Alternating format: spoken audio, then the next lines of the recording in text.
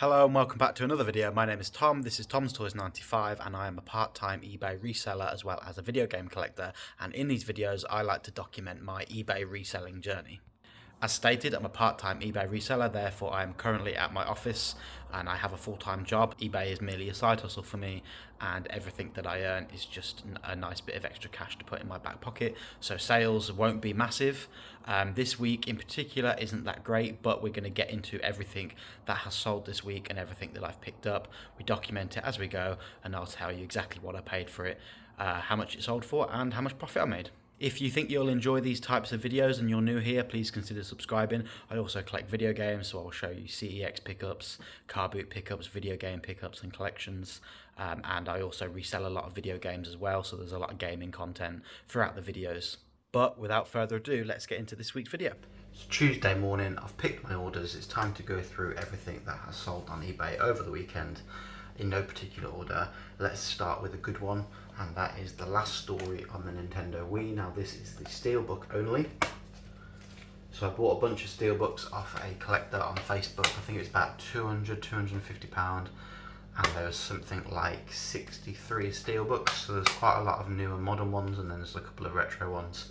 And some were expensive, a lot were quite cheap to be honest. Some of them were only sold for £5 to £6. But there was a few really good ones in there, and this is one of them.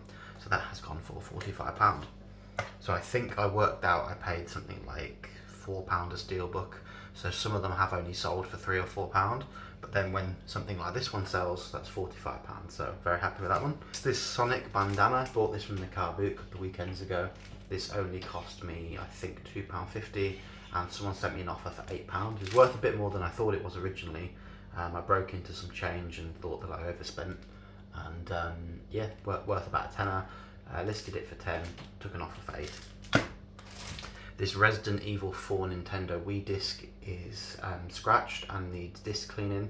Now I put in the description that I've cleaned the disc, or I will clean the disc before posting it, so I've got my disc cleaner in front of me and I will try and clean it and show you on camera, just to show you the process of how I clean my discs. But that went for £3.45 and I think I paid 50p for it. Now we've got a couple of t-shirts. So one of them is this England's just generic 3 Lions casual t-shirt. Obviously the Euros are just around the corner. The first game is on Sunday. By the time you're watching this video it would have already gone live. But this t-shirt here sold for £4.50. I'm not going to lie, I think I paid about £2.50 or £3 for it. It's been lingering for ages and it just hasn't sold. Obviously the Euros have started and it sold, so probably no profit in that one. This one, my friend actually gave me a bunch of free t-shirts that he was clearing out, and this is an of Mice and Men band t-shirt. Now band t-shirts for me just don't sell on eBay. I really need to get on Vinted or Depop, but for me, band t-shirts just do not sell. I list them on eBay and they take years and months and months and months for them to finally sell. I see some people, I go to quite a lot of gigs, you see, and I see some people and they say, oh, I sell all my shirts on Depop, and they sold within 2 weeks. Put mine on eBay, absolutely nothing. That went for £5. And then the last thing I believe are these Mario figures. So they are Super Mario movie figures. There's 5 in total, so we have Dry Bones, we have Princess Peach, Mario of course, and Luigi. I recently sold just a Luigi figure to a subscriber, and a Tanuki Mario. So those went for £28 and they were £2.99 each in, was it Home Bargains? I believe it's Home Bargains. So those cost me £14.99 and I sold those for £28, so almost double my money. After fees I'll get about £22, £23. One more thing has actually sold, I've just seen, and that is this Fairest of them all Snow White bamboo travel mug. So I bought a bunch of these Disney Funko kitchenware from Pop in a Box, and they were on clearance, and it worked out £2.62 per item, and I was selling these for about a tenner each, and some of them just have lingered too long, so I've sold quite a lot of them.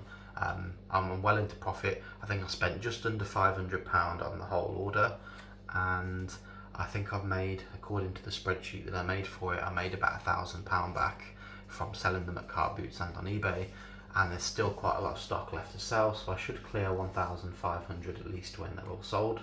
The reason that I got them so cheap was because I pre-ordered a Linkin Park pop vinyl, and it actually got cancelled, and as an apology they gave me a 30% off discount code to use on their store.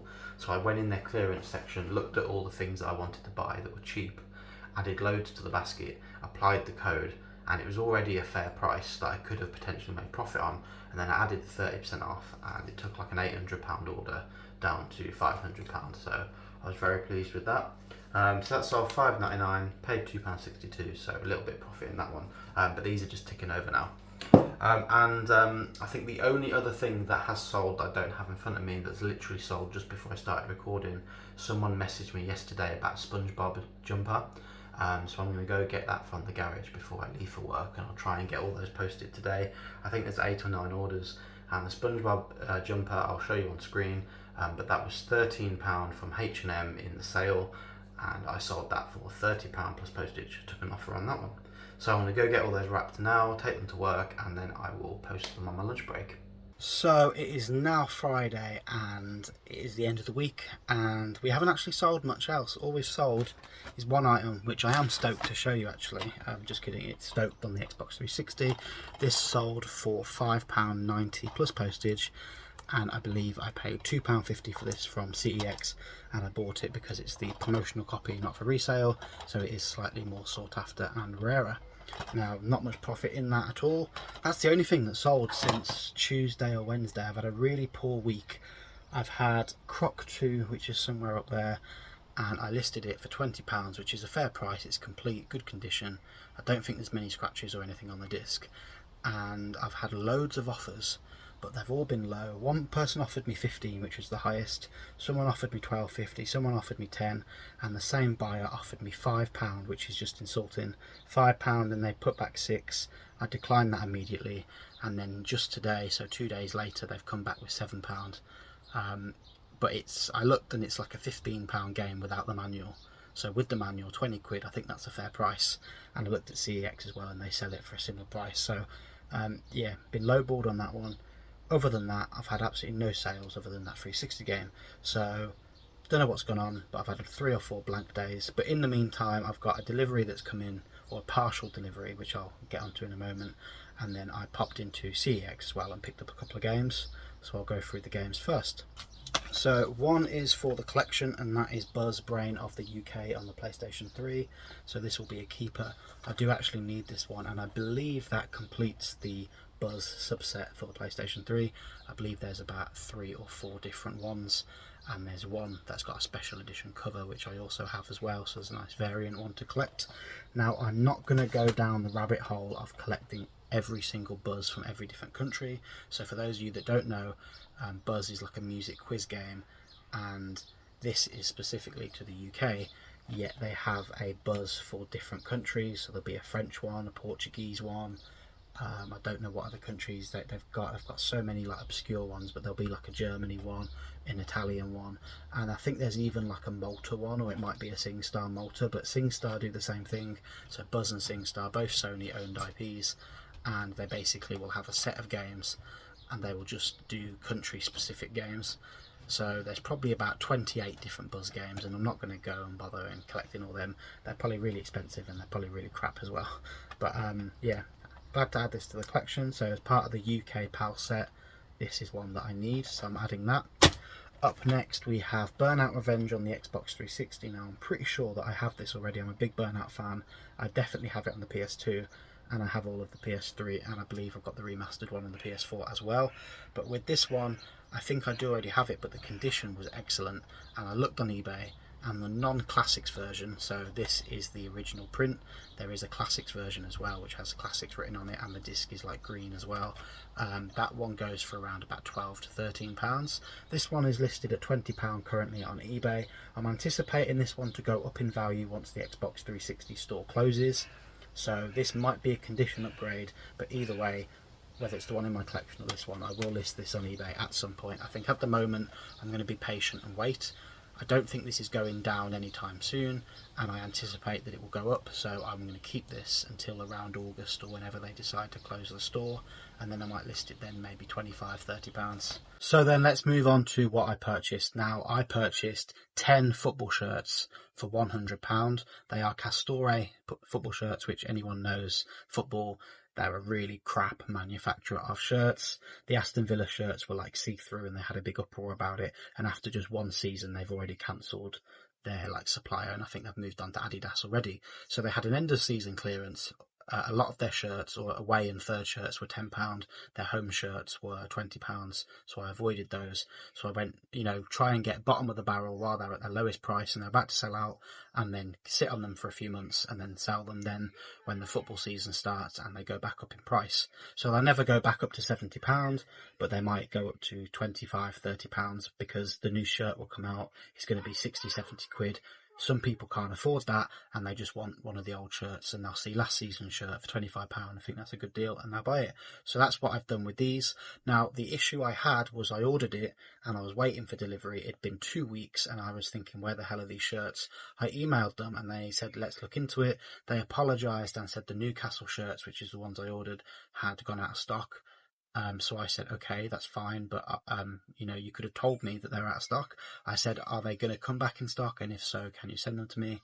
And they said, no, they're not going to. So they've refunded me £50. They were meant to send me 5 Rangers shirts. I ordered 2 of the orange third kit and 3 of the white away kit. They sent them within 24 hours. And I received it pretty much the very next day. So they obviously realised that I was a disgruntled customer and they apologised. And they've only sent me 3 shirts. So I'm waiting on 2 more. There's no email to say the other 2 have been dispatched. So those aren't coming. So I'm going to have to email them again. So do not deal with Castore. They are really, really crap. But anyway, these are extra large. I've got 3 of these. They were a really nice shirt. I am now going to the mother-in-law's for the weekend. So there'll be no car boots. The local ones have already been rained off, even though it's currently sunny. We had a lot of rain today. So they rained it off and said they're expecting more rainfall.